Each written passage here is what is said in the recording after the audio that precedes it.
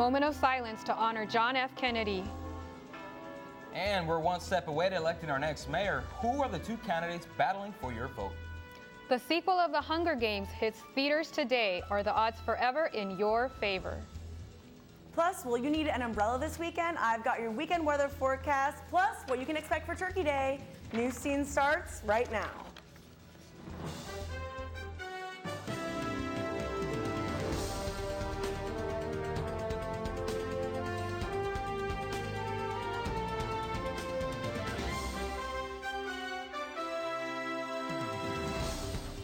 Good evening and welcome to this week's edition of Newscene. I'm Maria Elena Castellanos. And I'm Charlie Viramontes. Thank you for joining us.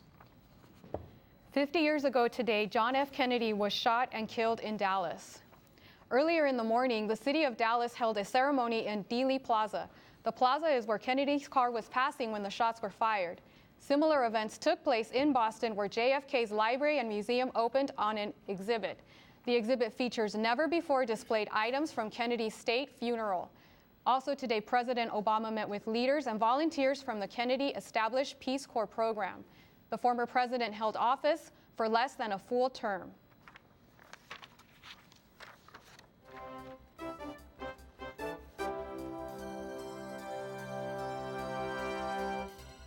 And Tuesday night was San Diego's special election, but the battle to elect San Diego's next mayor is just getting started. Republican City Council member Kevin Faulkner and Democrat City Council member David Alvarez received the most votes, and a runoff election is set to take place in February of next year. Before these two face each other again, the City Council must set a date, which can't be done until at least 28 days after verification by the County Registrar of Voters and the City Clerk's office. The only Republican candidate running for mayor had a celebrated victory on Tuesday, and here to give us more on how the night played out is Adam Andrews. Thank you very much, Maria Elena, Charlie. And as it turned out, it was only a minor victory for Kevin Faulkner that evening. It's been 11 weeks since former Mayor Bob Filner resigned after sexual harassment allegations, and the city of San Diego will have to wait a few more. Kevin Faulkner may have won the battle for top votes, but he hasn't won the war for mayor just yet. Downtown San Diego's U.S. Grant Hotel was filled with excitement as Kevin Faulkner's supporters, staff, and family gathered in a ballroom this past Tuesday night to watch the returns.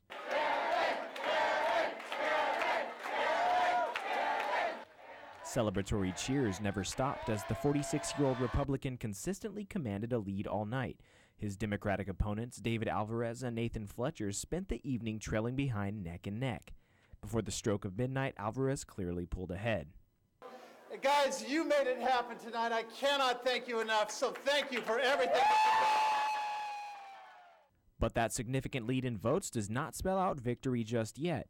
Without winning 50% of the vote Tuesday night, Faulkner will face Alvarez in February. Still, Faulkner's supporters are confident he has the upper hand. A lot of candidates like to talk about working with both sides of the aisle to get things done. Kevin Faulkner's done it.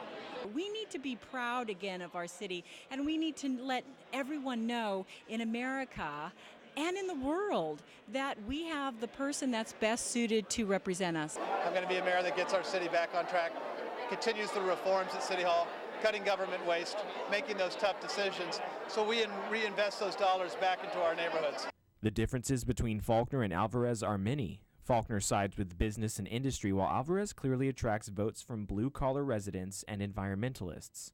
The following day, Nathan Fletcher conceded, throwing his support behind Alvarez, leaving many to wait and wonder whether Faulkner can pull off another victory come 2014. If Faulkner is voted in as San Diego's next mayor, he will be the first Republican to take the seat since former Mayor Jerry Sanders, who won in 2005.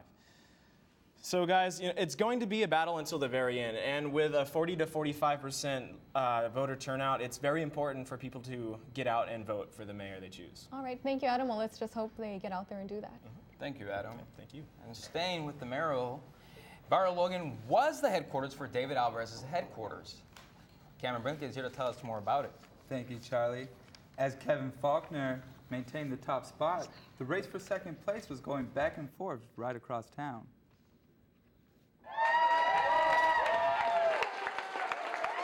People of all ages gathered at the Bread and Salt Gallery in Barrio Logan to support mayoral candidate David Alvarez.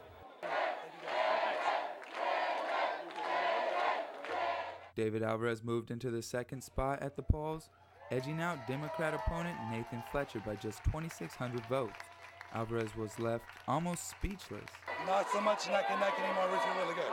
The campaign score is set back at 0 as San Diego residents have more time to rethink who they want to lead their city. I'm one of the founders of the gay movement in San Francisco from 1969, and I saw David Alvarez right away as a people's candidate. It was quite a celebration here for Alvarez as hundreds of people from the community cheered into the night, happy to support him in the very neighborhood he calls home.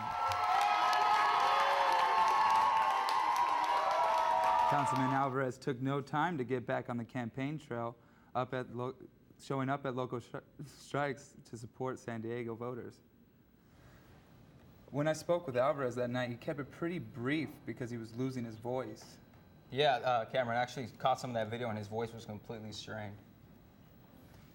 With the mayoral election over, we asked City College students about the low voting turnout in San Diego and if they plan to vote in the runoff election. Most people forgot about it. It kind of just snuck up. I'll have to look into the candidates too and decide if I even want to vote for either of them. I did not have a chance to vote, but if I had the opportunity to vote, I vote for Mayor Alvarez. I feel like he's gonna a new fresh air for the community, and he was gonna do more to help the people of San Diego. I'm thinking about it, but I'm not up to date or understand much of politics. So if I do register, I want to be able to update myself on all that before I make my decision. I don't really keep up with that. I didn't really know too much about either of the candidates, so I felt I don't want to just do it randomly, so I just didn't vote. I don't know much detail about these people, so I didn't vote. I didn't get the chance to, look it up. The mayoral runoff election isn't until February, so make sure you register before then. San Diego Mesa and Miramar colleges do not allow smoking on their premises, but do not get surprised if you now get a ticket for doing it. Starting on December 1st, the Smoke and Tobacco-Free District policy will expand to reporting students who violate the Student Code of Conduct. This includes the use of e-cigarettes and smokeless tobacco products. School authorities are trying to encourage students to stop smoking since studies have demonstrated that smoking is harmful.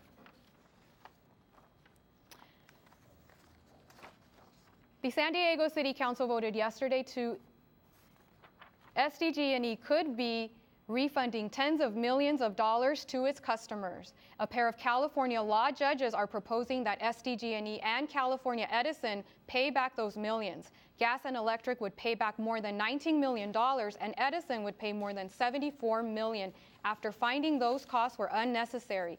The commissioners will be voting next month whether to approve the proposal. The nuclear plant has been down since January of last year when a leak was discovered in a steam generator. A teenage boy is dead after swallowing liquid meth substance at the San Isidro border. 16-year-old Tijuana resident Cruz Marcelino Acevedo was attempting to cross the border into the U.S. Monday when he was stopped and questioned by customs agents. Acevedo was questioned after a discrepancy was found with his visa. He was carrying 2 containers with amber liquid and told officers it was juice.